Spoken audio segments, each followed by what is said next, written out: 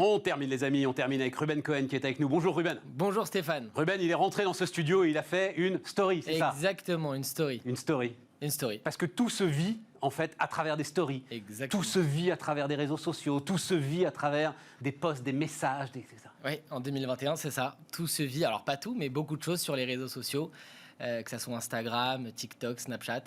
Ruben Cohen, il est cofondateur de Follow. Exactement. FO2L-OW. Parfait. Agence d'influenceurs. On va en parler, Ruben, mais il se trouve qu'il y a quelques heures à peine, j'ai discuté avec un spécialiste du cerveau. Ouais. On parlait ressources humaines. Et je lui disais, il y a un truc qui est dingue. Par exemple, je vais préparer l'interview de Ruben. D'accord. Ça va me prendre une demi-heure. J'ai une demi-heure de concentration. Voilà. Et pourtant, je sais, moi, là, 56 ans, que cette demi-heure, je ne vais pas résister à l'interrompre d'une série de sollicitations que vous m'envoyez, Twitter, LinkedIn, les mails, les trucs, les machins, les bidules. Et je lui disais, mais pourquoi est-ce que moi, étant conscient de ça, étant conscient que ça me fait perdre du temps, c'est pire que perdre du temps d'ailleurs, l'interview, je vais moins bien la préparer, pourquoi est-ce que je ne résiste pas et je n'ai pas assez de volonté pour résister à ces stimulations des réseaux sociaux? Et il m'a répondu, parce qu'ils sont plus forts que vous. Ah bah oui, mais on peut vous parler de data, c'est ça, hein. Ils ont réussi à rentrer dans votre cerveau. C'est ça? Oui, mais je ne vais pas vous dire que c'est exactement pareil, mais les publicités d'avant, même d'aujourd'hui, je peux vous dire qu'on les regardait. On savait que c'était des acteurs qui jouaient, mais on la regardait juste au bout. Il me dit, il joue sur l'ego. Oui. C'est-à-dire que la sollicitation, vous savez sans même la voir qu'elle va parler de vous. Exactement. Et il me dit, il joue sur fear of missing out, c'est-à-dire votre groupe, votre réseau, etc. Il s'y passe quelque chose. Ouais. Et vous ne pouvez pas rester même une demi-heure sans savoir ce qui s'y passe. Oui, c'est ça. C'est exactement ça. Mais et c'est là-dessus que vous jouez. C'est là-dessus qu'on joue. Alors, c'est vrai que l'interview d'avant, c'était beaucoup axé sur la data. C'est hyper intéressant, on peut raconter beaucoup de choses, notamment ce que vous venez de dire sur le fait que grâce à des algorithmes, ils arrivent à rentrer dans votre tête et faire en sorte que vous deveniez accro à votre smartphone, en fait, tout simplement. Et c'est vrai qu'aujourd'hui, vous, Stéphane, vous êtes un influenceur. Vous êtes un influenceur, vous avez une communauté, parce que c'est vrai qu'aujourd'hui, on se pose beaucoup la question, qu'est-ce qu'un influenceur au final ? Et c'est vrai qu'aujourd'hui, même si vous êtes journaliste, vous avez une communauté, que ce soit sur LinkedIn, que ce soit sur Twitter, c'est des gens qui vous écoutent et qui vous regardent. Et en fait, si vous voulez, tout ça joue. Alors ça m'intéresse, on rentre dans le vif du sujet. On rentre dans le vif du sujet. Je ne crois pas que j'influence qui que ce soit, Ruben. Ça les intéresse. Vous m'influencez. Non, je vous intéresse. Mais je parle au... bien sûr, il y a une différence entre vous intéresser et vous influencer. Alors... C'est vraiment le vif du sujet parce que c'est vrai que c'est une autre catégorie d'influenceurs, mais on va parler d'influenceurs industriels, d'influenceurs B2B. Aujourd'hui, pour moi, et je pense pour beaucoup de monde, vous êtes un influenceur B2B sans même le savoir, sans même le vouloir. Parce que vous allez, en fonction du parcours que vous avez fait, en fonction de votre métier, de votre expérience, vous allez forcément influencer votre communauté qui vous suit au quotidien et vous allez avoir des avis sur des sujets. Vous allez, je vais même vous dire aujourd'hui, vous avez une veste de costume grise. Certains hommes vont vous voir et c'est vrai, c'est un fait. Et ils vont aimer la manière dont vous la portez et vont se dire. Ah non, les mecs, non, pas sur ce terrain-là. Allez, pas sur ce terrain-là, les gars, c'est pas possible. Non, c'est toujours la même. J'en ai trois les mêmes et les chemises, c'est toujours les mêmes. J'en ai trois les mêmes. C'est très beau, mais en fait, finalement, l'influence, c'est ça. C'est que sans le vouloir. Made in France, Limoges. Voilà, on peut en faire la pub. Ah bah oui. Ah bah oui, absolument. Mais en fait, je vais vous dire, c'est aujourd'hui l'influence de 2021, c'est ça. C'est plus mettre en avant de manière évidente un produit avec un code promo, parce que c'est vrai que beaucoup ont cette image en tête. C'est terminé tout ça. Aujourd'hui, c'est une influence naturelle où on va parfaitement intégrer le produit, où on va parfaitement intégrer le service, peu importe de quoi on parle. Mais au final, c'est ça. Et je peux vous le dire qu'aujourd'hui, vous, sans le vouloir, vous influencez les gens. Alors attends, on est au cœur du sujet parce que c'est ça qui m'intéresse. Mais on va parler quand même des vrais influenceurs. Bien sûr. Follow, c'est 25 influenceurs aujourd'hui avec lesquels vous travaillez en exclusivité, c'est ça? Ouais, c'est 35 aujourd'hui parce que tous les mois, tout augmente. Voilà, tout augmente. C'est 500 influenceurs en partnership. C'est récemment une annonce avec l'association stratégique European Digital Group avec Vincent Klingbeil que vous avez reçu. Qui est venu nous voir parce que cette histoire me passionne, évidemment. Et c'était d'ailleurs votre interview très passionnant. C'est les nouveaux territoires de l'information. C'est exact. Voilà, il faut y aller. C'est ça. Et Vincent Klingbeil et son équipe nous accompagnent depuis 4 mois. Quand tu dis influenceurs en exclusivité, c'est-à-dire pour toi, tu gères leur carrière comme on gère, parce que d'ailleurs vous parlez de talent, vous parlez de construction de carrière, comme des acteurs et des chanteurs? Vous l'avez vu, 10%. Oui, bah bien sûr. C'est exactement ça. C'est exactement ça. Voilà, dans l'influence. Dans l'influence. Bon alors, d'abord, comment on les détecte? C'est-à-dire, comment est-ce qu'à un moment, vous dites, lui est influenceur?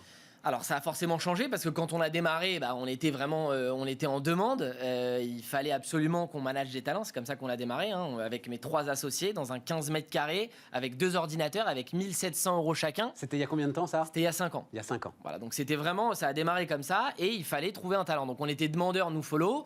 On a commencé avec un talent qui s'appelle Maya Adorable, avec qui on a commencé. Maya Adorable. Exactement, qui avait 70 000 followers sur Instagram. Et on a commencé parce que... Et elle influence sur quoi, Maya Adorable? Alors elle, ça va être beaucoup la mode. Et c'est un lifestyle. Elle va nous partager sa vie et elle va nous influencer sur tout type de sujet. D'accord. C'est ça qui est intéressant. Et on a commencé avec elle parce que sa ligne éditoriale, parce qu'on va parler de ligne éditoriale aussi dans l'influence, mais bien sûr, va nous intéresser. Donc on a collaboré avec elle il y a maintenant 5 ans puisqu'elle a démarré et aujourd'hui elle a près d'1 million de followers et en fait si vous voulez on va gérer tout de A jusqu'à Z. Je peux vous demander le chiffre d'affaires d'un influenceur comme Maya Adorable? Non, d'un influenceur, c'est beaucoup trop variable. Et surtout que au fil du temps, ça a évolué. Donc, j'ai pas son chiffre exact. Je croyais que vous parliez de follow. Mais un influenceur macro, parce qu'on parlera après des différents un influenceur macro, peut gagner entre 5 000 et 30 000 € par mois. C'est pas non plus phénoménal. Non. Alors, à bien distinguer. Je suis presque un peu déçu, en fait. Non, mais alors, attention.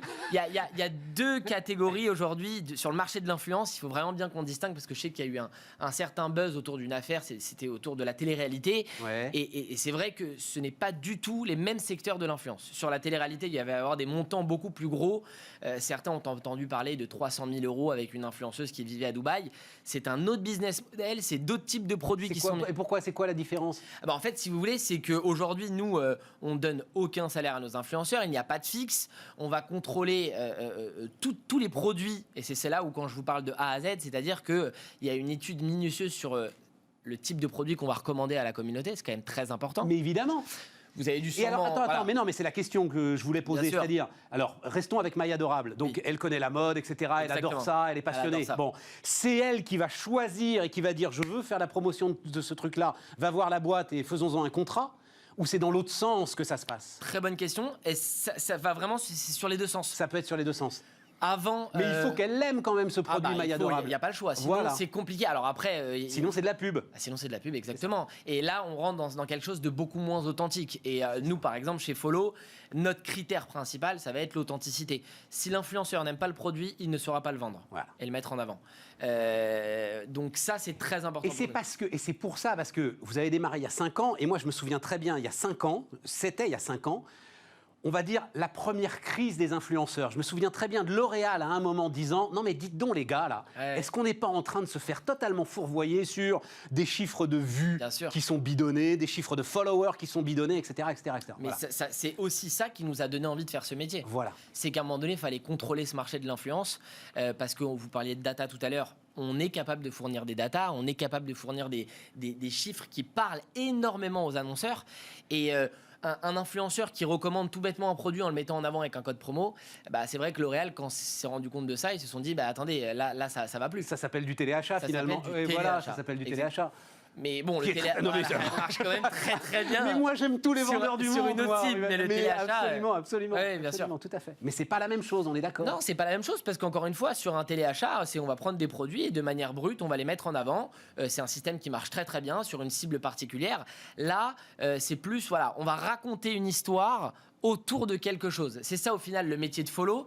Nous, on va exercer 3 choses pour vous raconter nos 3 expertises. On va être manager d'influenceurs, agent d'influenceurs, c'est la première expertise. C'est comme ça qu'on est né. La deuxième expertise, c'est qu'on va accompagner les marques. On va servir de ça, le fait de connaître parfaitement le marché des influenceurs, pour accompagner les marques et leur proposer des stratégies. Donc quand je vous parlais d'authenticité, d'histoire, c'est ça qu'on va proposer aux marques, comme on a pu le faire avec des marques comme Samsung récemment, ou avec même Célio. On a fait une campagne B2B avec Célio, qu'on est en train Le retour des années 90, dites donc. Le retour des années 90. Vintage. Ouais, très vintage, mais on vient de faire une campagne sur LinkedIn. Donc on parlait mais oui, mais alors, prends-moi l'exemple de Célio. La différence avec la pub, c'est quoi? C'est que tu as un influenceur qui va être super content de porter des Alors pantalons non, Célio. justement avec Célio, c'est une autre stratégie. Ah ben oui. Donc, alors, Et tu sais quoi, quand j'étais jeune, parce que j'ai été jeune à un moment, un gars qui était pas très très bien habillé, on disait toi t'es mannequin chez Célio. Donc il y a quand même une image dans les années 90 qui est pas super top pour Célio quand même. Oui, mais alors c'est exactement le même challenge avec Jennifer. Et vous avez dû entendre la même chose avec Jennifer. Le patron de Buzzman est venu ici nous raconter Jennifer. Et ils ont fait. Alors, on a travaillé justement avec Mohamed Cherif et Sébastien Bismuth. Et ils ont travaillé sur une refonte totale de marque. Et nous, on a accompagné Jennifer, pareil, sur ce challenge-là, qui était de reprendre tout de A à Z. Mais donc, encore une fois, il faut qu'à un moment, tu t'es l'influenceur qui soit d'accord, enfin, bien sûr, qui ait cette authenticité que tu décris. Totalement. C'est notre métier, nous, de détecter les influenceurs. Avec lui, ça va marcher. Exactement. Avec lui, ça va marcher. Lui, il va aimer. On le connaît très bien. Il vit en coloc avec 2 amis. Et ça va jusqu'à là, en fait. C'est rentrer dans la vie de l'influenceur pour être sûr que ce qu'on va lui proposer s'emboîte parfaitement avec son lifestyle, son mode de vie. Et que ça fasse pas tâche. Ouais, c'est ça. Et c'est là où ça ne marche pas. Ouais. Micro-influenceurs. Alors, tu me disais, il y a les macros et les micros. Alors, il y a les macros et les micros. Les macros, c'est les influenceurs qui vont avoir une communauté de plus de 300, 400 000 followers. Et les micros, c'est ceux qui vont être en dessous, c'est les plus petits influenceurs qui vont avoir 5000, parce que j'allais me prendre comme exemple, moi aujourd'hui j'ai 5000, 7000 followers sur Instagram, je suis nano-influenceur. Donc c'est encore plus petit que micro, mais vous rigolez, mais ça marche très bien. Mais j'ai pas de doute. Et pourquoi ? Et je vais vous dire, parce que le taux d'engagement est très important. Ouais. C'est-à-dire que si demain, moi là j'ai fait une story en arrivant Bismart, ouais. Et j'ai eu des retours. Génial. Parce mais que, je suis ravi, moi. C'est pour ça que je vous invite. C'est très bien. Et tu vois, le truc, voilà. Vous allez m'inviter plus souvent. Mais voilà, absolument. Non mais alors, les gens m'ont posé la question parce que je suis pas habitué à faire des stories de promotion. C'est quoi Bismart Exactement. D'où ça sort? C'est quoi Bismart? Qu'est-ce que tu vas y faire? Qui va te présenter? Quel est le journaliste? Voilà. C'est là où je me suis mis à parler de vous, de votre veste de costume. Mais exactement. Le gars est un peu ringard, mais en fait, il est vachement sympa, etc. Mais donc, c'est ça la nano-influence. Donc, il y a la nano, il y a la micro. Et il y a la macro, c'est les influenceurs qui ont une énorme communauté, qui ont réussi à fédérer des communautés monstrueuses où ils vont réussir à impacter sur les chiffres, impacter sur les ventes, etc. Bon, c'est la communication des marques de l'avenir, c'est-à-dire il faut qu'elles se disent, parce que là, les entreprises qui t'écoutent, qui te regardent et tout, c'est très sympa, machin, mais il faut qu'elles y viennent d'une manière ou d'une autre. Alors, je pense que Samsung, ça m'impressionne quand même, tu vois. Samsung, c'est assez dingue. La marque, elle n'a pas besoin de notoriété, quoi. C'est ça qui est fou, en fait. Elle a des sacrés canaux pour promouvoir ses... C'est ça qui est fou. Aujourd'hui, l'influence, ça a permis beaucoup de choses pour les marques. Et effectivement, on est en 2021. Si vous n'êtes pas aujourd'hui sur les réseaux sociaux, si vous n'êtes pas ultra présent, c'est quand même préjudiciable pour votre marque. Il faut commencer doucement, mais en tout cas, ce qui est sûr, c'est que l'influence, c'est un canal qui fonctionne, qui a déjà fait ses preuves, sur lequel vous pouvez raconter de très, très, très belles histoires. Et nous, Follow, on vous y accompagne. On peut même parler de Bismart. On peut même parler de Bismart. Ruben Cohen, allez, le cofondateur de Follow, qui était notre invité sur Bismart. Et les amis, on se retrouve lundi. On va souffler un petit peu ensemble.